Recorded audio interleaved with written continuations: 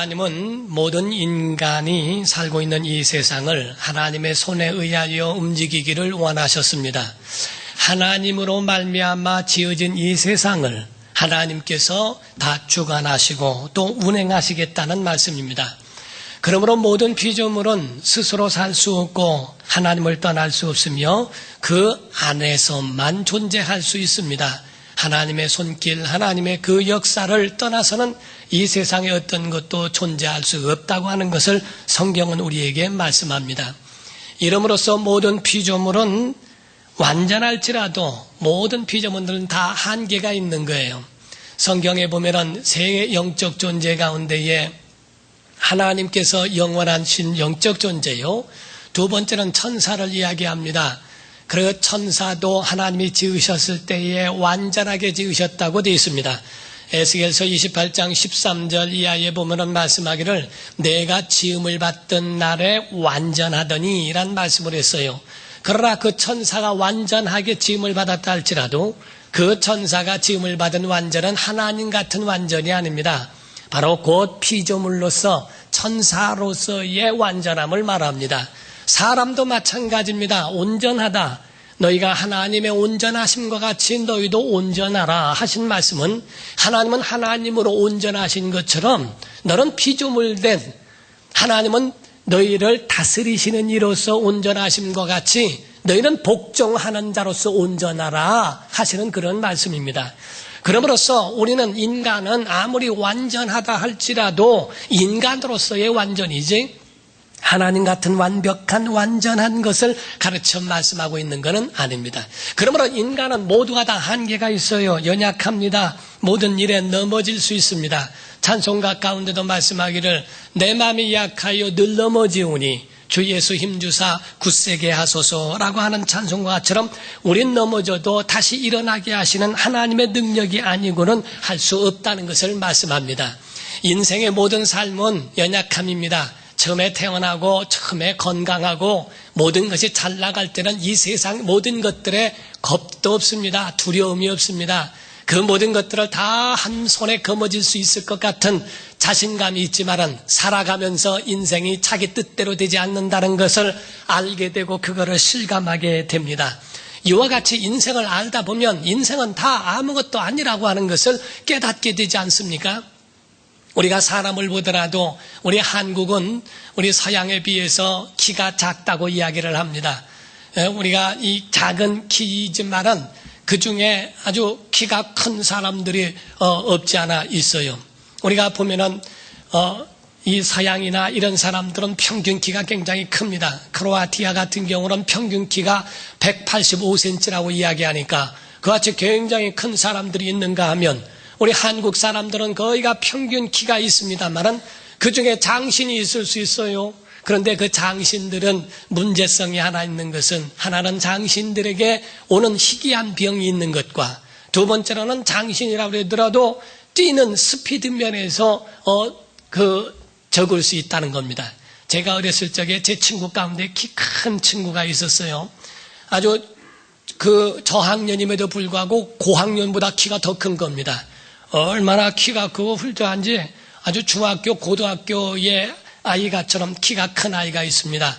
한 번은 운동회 때에 저하고 달리기 시합을 하게 되었는데 저는 얘하고 해서 이제 등수 안에 못 들겠구나라고 생각을 했어요. 근데 제가 이겼습니다. 달리기를 하더라도 제가 원래 못하는 사람인데도 이겼다면 얼마나 못 뛰는지 알 수 있죠. 그렇게 할 정도로 키가 큰 반면에 그 아이에게는 이 달리기 하는 것에 대하여 스피드가 그렇게 있지 않았습니다. 이와 같이 장신이라도 건강해야 하고 그리고 스피드 면에서 같이 있어야 그것이 겸비되어져야 쓸모가 있는 것인 것처럼 우리의 신앙생활도 마찬가지예요. 하나님께 향한 믿음이 온전한 것과 또 하나님의 은혜로 사는 믿음의 삶이 같이 겸비되지 않으면 안 된다 하는 겁니다.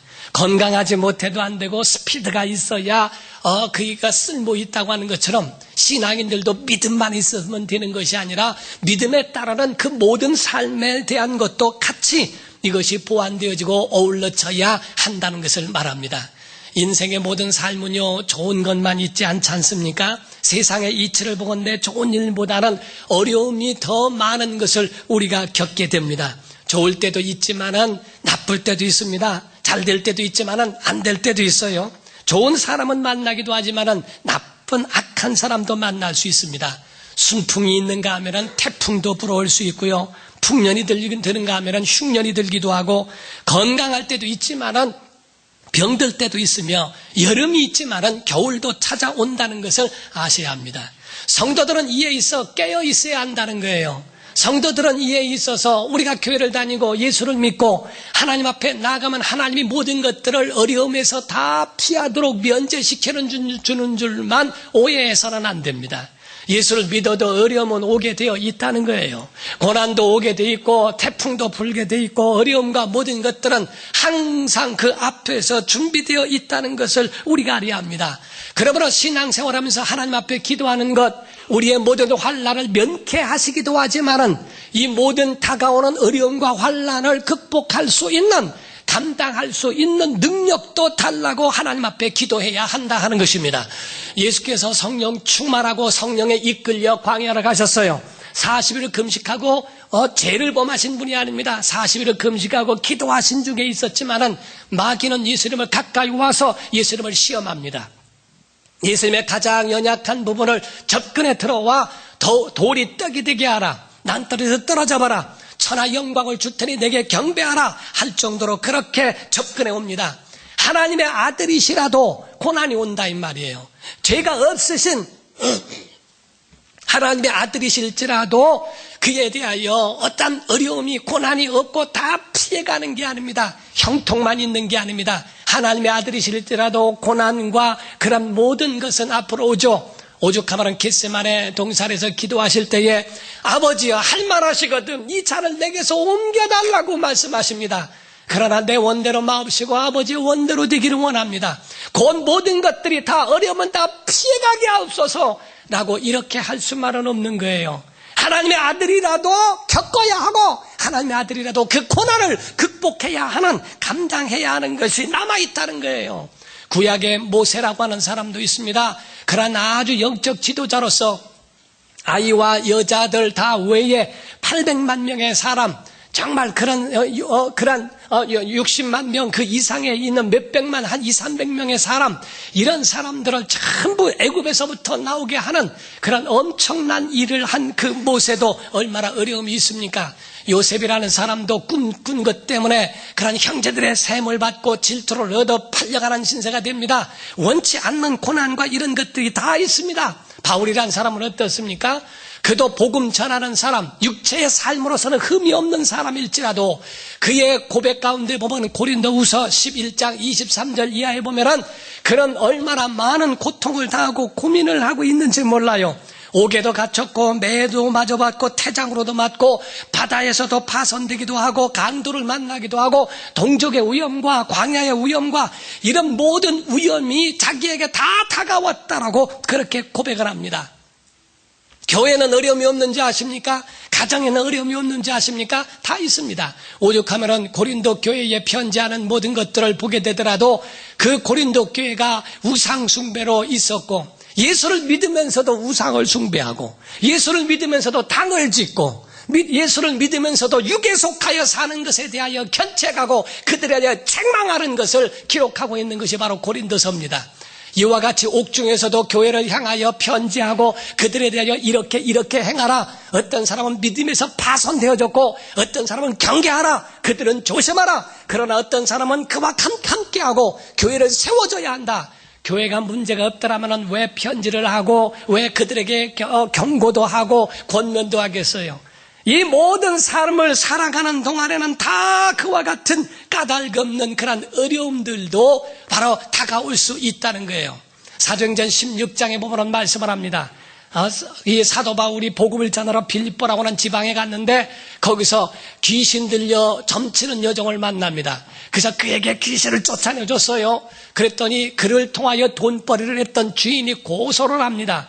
그래서 그에 대하여 매를 맞고 지하 감옥에다가 갇혀버리는 그런 신세가 되리만큼 선한 일을 행하고도 고통을 받을 수 있고 선한 일을 행하고도 그와 같이 어려움을 당할 수도 있다는 겁니다. 사랑하는 성도 여러분, 교회 안에 우리가 함께 와서 예배합니다. 다 믿음이 있는 건 아니지만은, 그러나 우리가 깨달아야 할 것은 이 모든 것들을 감당할 수 있는 하나님의 능력을 얻으시기를 주님으로 축원합니다.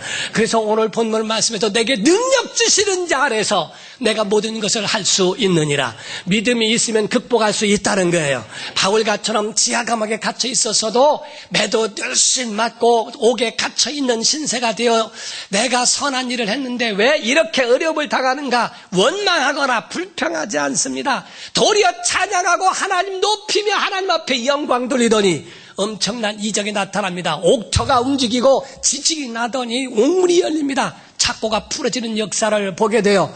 그러더니 그 간수를 전도할 수 있는 길을 열도록 하나님이 인도해 주지 않습니까?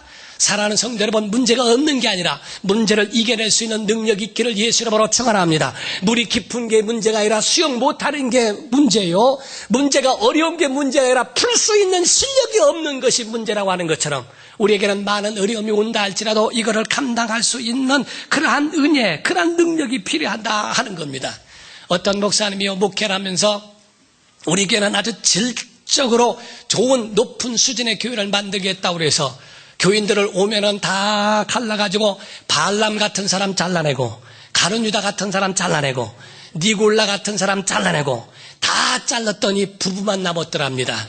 목사님 내만 남아가지고서 뭐냐 하고 아무리 모든 것에 성경에 보면은 의인은 없나니 하나도 없습니다. 사람의 의를 얘기할 수 있는 사람은 아무도 없는 겁니다. 두 부부니까 가만히 있는 거지 둘 잘라내려면 다 잘라내야 됩니다. 우리가 그물질을 하더라도 그물할 때 그물을 던졌을 때에 원하는 고기만 잡힙니까? 원치 않는 고기도 잡히고 그 가운데에 쓰레기도 딸려올 수 있고 별거들이 다 따라올 수 있습니다.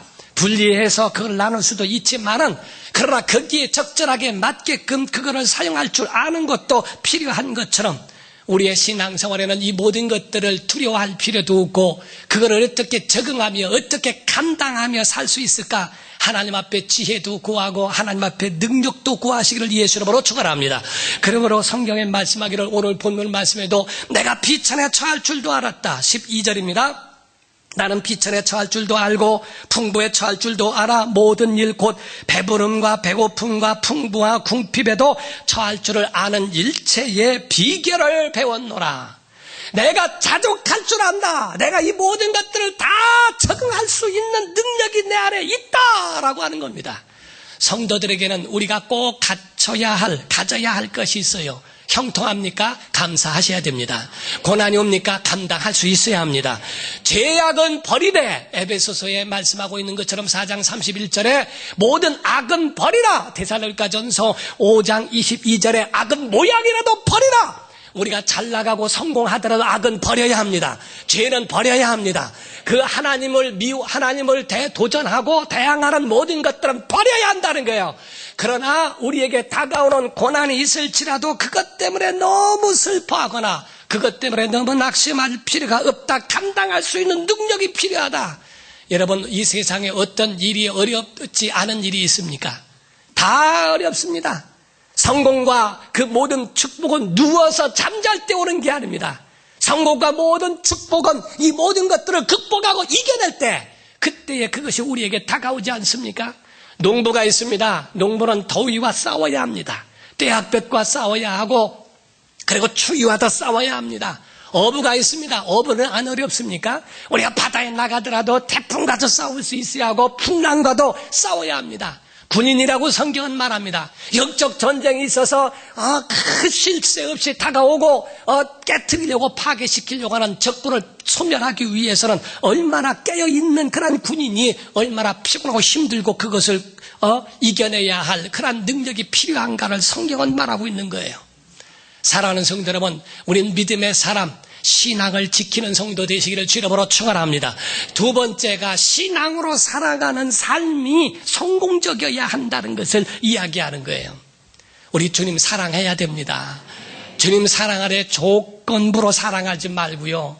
조건 없는 믿음으로 사는 것, 이게 진실합니다. 가정도 마찬가지입니다. 우리가 욥기에 보면은 그러죠. 까닭 없이 하나님을 섬기겠습니까? 사단이 하나님 앞에 참소합니다. 하나님 앞에 고발을 합니다. 하나님, 욥이 하나님을 까닭 없이 하나님을 섬기는 줄 아십니까? 모든 만물로 부유하게 두르시니까 하나님께서 그를 축복하시니까 하나님을 섬기는 거죠. 하나님 그럽니다. 아니다. 조건 없다. 무슨 소리입니까? 재물을 한번 쳐보십시오. 그러면 당장에 막이 될 것입니다. 하나님을 원망할 것입니다. 라고 이야기합니다. 쳐봐라. 그러나 그의 생명은 건드리지 마라. 재물을 쳤는데도 오직 입으로 하나님을 원망하지 않고 그 믿음을 지켜냅니다. 까닭 없이란 말은 마귀의 속성이에요. 조건 때문에 하나님 섬기는 거 아닙니까? 오늘날 하나님 앞에 예배하는 거 모든 일에 평안하니까 하나님을 섬기는 거지. 어려움이 써보십시오. 하나님을 당장 따라고 하나님을 원망할 것입니다. 라고 마귀는 그렇게 참소합니다. 우리는 어떤 것도 그 가운데 우리의 신앙을 넘어뜨리게끔 그 가운데 자기 자신을 내어놔서는 안 됩니다. 우리가 선녀와 나무꾼이라고 하는 전설이 있어요. 만화나 이런 것으로 이야기책에 나오는 이야기입니다. 선녀가 밤이면 어느 그 시기가 되면 내려와서 목욕을 하고 할 때에 그때 나무꾼이 지나가다가 그거를 보고 한 옷을 감춰버리게 됩니다. 그래서 다 하늘로 올라갔는데 한 선녀만은 남아있어서 나무꾼과 결혼을 해서 그래서 가정을 이루고 자녀도 낳고 그렇게 살았습니다. 이제는 모든 자녀들도 낳고 이제는 안정이 됐으리라 생각해서 그 날개 옷을 선녀에게 주므로 인하여 선녀는 그 날개옷을 받자마자 바로 하늘로 올라가 버립니다. 무엇을 얘기합니까? 그가 아이를 낳고 다 살았다 할지라도 그의 사랑은 진실이 아니었다 하는 거예요. 날개옷이 없기 때문에 날아가지 아니한 것뿐이지 자기의 조건만 충족되면 바로 날아가 버리는 것처럼 하나님 앞에서 마찬가지고 우리가 하나님 앞에 예배할 때 이 모든 것들을 충족되니까 하나님을 섬기는 것이지 자기에게 모든 것들이 다 끝나버리면 한순간에 하나님을 날아가 버리는 하나님께로부터 다 떨어져 버리는 그 믿음은 진정한 사랑이 아니고 진정한 믿음이 아니라는 거예요. 사랑하는 성도 여러분, 믿음은 지켜야 합니다. 여러분의 가정에도 조건부적인 사랑하지 마세요. 부부간에도 조건부적인 게 아닙니다. 진실한 믿음과 사랑이 있는 가정이 되시기를 주의 이름으로 축원합니다. 삶에도 성공하는 것, 어떠한 삶을 하나님이 원하시고 있을까? 하나님이 무엇을 원하실까? 하나님은 우리에게 요구하시는 것이 무엇일까? 우리는요, 작은 것도 다 그걸 그냥 알아가며 극복하면서 가는 겁니다. 가난합니까? 그냥 함께 이루어 가는 겁니다. 저 같은 경우 어렸을 적에는 그렇게 극한 가난은 아니고요. 보릿고개나 이런 건 아닌데도 우리 집은 우리 아버지의 생활력이 없으심으로 인해서 우리 가정이 굉장히 가난했어요. 그런데 전 너무 어렸기 때문에 가난하다는 것을 생각하지 못하고 모든 사람이 다 그렇게 사는 줄 알았어요. 그래서 남도 그렇게 하는구나, 나도 그렇게 사는구나 라고 생각을 했어요. 제가 기억나는 것 중에 하나는 저희 어머니가 다듬이방매로 제 다리를 두들겨 팼는데 자다가 빨떡 일어나서 왜 내 다리를 때리시나 해서 놀라가지고 자다 일어나서 보니까 쥐가 내 다리 위에 올라간 거예요. 그 쥐를 때려잡느라고 때려잡다가 내 다리를 후려 패가지고 말이에요. 그러니까 쥐하고 함께 살았던 적도 있습니다. 그렇게 합니다. 또 이를 잡아주죠. 촛불 앞에서 이렇게 딱딱 하고 납니다. 그럼 우리 형제들은 앉아가지고 밤이면은 호롱 팬티 벗어주고서 우리 어머니가 초록불 앞에서 딱딱하고 합니다. 많으면 그냥 촛불에다 대면 짜다다다다닥 지나갑니다. 우리가 아주 고기 굽는 냄새가 많이 납니다. 그렇게 해가면서 했던 기억도 있습니다. 우리가 또 하나는 빵을 쪄먹기 위해서 당원물, 설탕이 없으니까 당원물을 타가지고서 그거를 이제 빵에다가 넣으려고 그랬어요. 근데 제 바로 위에 형님은 그냥 이 체격이 좋거든요. 그러니까 먹을 것이 없어가지고 좀 먹을 것 좀 달라고 그랬는데 당원물을 탄 거예요. 그러니까 그거를 보더니 나 한 모금만 먹겠다고. 그럼 딱 한 모금이다. 그래서 주었더니 숨을 쉬더니 한 번 들이마셨는데 끝났어요. 그래가지고 얼마나 한 번에 그냥 그 바가지 안에 있는 그 당원물을 한 번에 담아줘요. 그거라도 배를 채우려고 하고 말이에요. 그랬더니 저는 어렸을 적에 칼국수를 먹은 것이요. 참 진짜 칼국수가 제일 맛이 없는 게 칼국수인 줄 알았어요. 우리 집에서 칼국수를 먹는데 너무 맛이 없는 거예요. 그냥 할 수 없이 살기 위해서 먹는 거지. 그렇게 했어요. 왜냐면은 근데 나중에 성장해가지고 칼국수 먹는데 너무너무 맛있는 게 우리 교인들 칼국수가 왜 이렇게 맛있는지 몰라요. 그런데 왜 어렸을 적엔 칼국수가 세상에서 제일 맛이 없게 생각했는가 하면은 밀가루가 없으니까 밀가루가 30%고 70%는 배추김치예요. 그래서 이건 배추국수지 칼국수에 국수는 30%밖에 안 되고 그냥 배추를 다 집어넣어 가지고서 그거를 땡땡 풀리는 겁니다. 왜냐하면 없으니까 형제들 다 먹어야 되니까. 그러니까 거기서 불려가지고 먹이는 겁니다. 배에서 부는 게 아니라 아예 불려가지고 그거를 나눠가지고서 그거를 먹는 거야. 그러니까 맛이 하나 먹으면 배추만 씹히고 말이요. 고깃국이라고 해서 명절 때 고깃국을 해주시면은 이 장에다가 뭘 넣어줘가지고 이렇게 하면은 이제 돼지고기인 줄 알고 탁 해서 먹으면 된장 덩어리예요, 이게. 그런 경우들도 있고 있죠. 그러나 그거를 다 극복하고 감당하며 삽니다. 모든 사람들이 다 그런 것들을 다 감당하며 사는 겁니다. 비에도 적응할 줄 알고, 추위에도 적응할 줄 알고, 더위에도 적응할 줄 알고, 다 그렇게 사는 거예요. 믿는 자의 무기가 뭔지 아십니까? 감사가 무기입니다. 여러분, 항상 기뻐하라. 기도를 그치지 말고, 쉬지 말고 기도하라. 모든 일에 감사하라. 감사할 능력이 있으면요, 감사할 힘이 그 여유가 있으면은 그 모든 것에 나타나는 그러한 그 열매가 있는데 그게 바로 사랑인데 그게 배려예요. 희생과 배려라고 하는 것, 이것은 바로 인격입니다. 인격이 좋은 선진국은 배려가 됩니다. 제가 미국에 갔을 때 미국에서 한 가지 아주 특이하게 본 것 중에 하나는요, 교통 질서가 아주 굉장히 잘 돼 있어요. 우리가 이 가운데 이렇게 있게 되면은 신호가 있던 없던 그 가운데 만약에 삼거리 정도 돼서 저쪽으로 지나가게 되고 여기서 좌회전을 하게 되면 저쪽에서는 꼬리를 물고 지나가게 되는데 5대 정도에서 6대만 지나가면은 반드시 차가 서줍니다. 이쪽에서 지나가도록. 그럼 지나가면 한 5대, 6대 가면은 또 그대로 서줍니다. 많이 지나갔다 생각하면 거기서 또 서줍니다. 또 지나가게 만들어줍니다. 한국은 그게 아니라 그냥 끼어들어서 꼬리를 물어서 그냥 끝까지 10대든 20대든 지나가려고 하는 거예요. 배려라고 하는 것은 바로 이와 같이 그 마음속에 배려라고 하는 것은 그 속에 영적 여유가 있을 때 배려라고 하는 것이 그 마음에서 나온다 이거야. 우리 삶 속에 중요한 것은 바로 이와 같이 배려라고 하는 것. 성경의 에덴 동산에요, 돕는 배필로 하와를 주셨어요.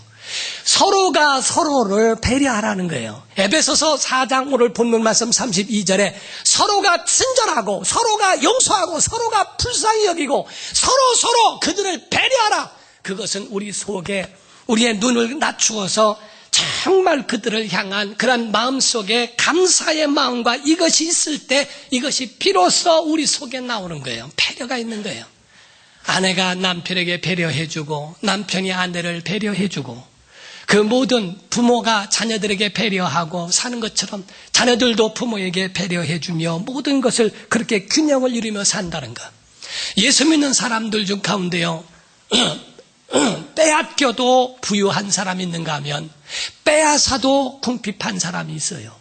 세상에 보면, 그래서 성경에 보면은 예수 믿는 하나님을 섬기는 이삭이라고 하는 사람이 대표적인데 창세기 26장에 보면은 이삭이 어느 마을에 가서 어느 곳에서 샘을 파니까 그 샘에서 물이 납니다. 그러니까 그거를 샘은 그들의 생명이니까 와서 이삭에게 뺏어갑니다. 이삭은 또 쫓겨서 다른 데 갔더니 거기서 또 샘을 파니까 또 물이 납니다. 이삭은 가는 데마다 물이 나기 시작해요. 두 번째 나니까 또 와서 뺏어갑니다. 또 먼 데 가서 또 샘을 팠더니 또 물이 나더라. 하나님의 사람에게는 그 속에 영적 여유가 있어 빼앗긴 것 같아서 없는 것 같아도 하나님이 채워주시고, 빼앗고 하는 사람들은 부유할 것 같아도 궁핍함으로 그 속에 항상 갈망만 하고 있다 이게야. 사랑하는 성도 여러분, 우리는 하나님의 샘의 그런과 같은 하나님의 은혜가 우리 안에 있어야 합니다. 여러분의 가정에 영적 균형이 있으시기를 주 이름으로 축원합니다. 이것이 바로 우리 속에 있어야 돼요. 유머 가운데도요, 균형이 있어야 되는데 요즘에는 너무 한쪽으로만 치우쳐요.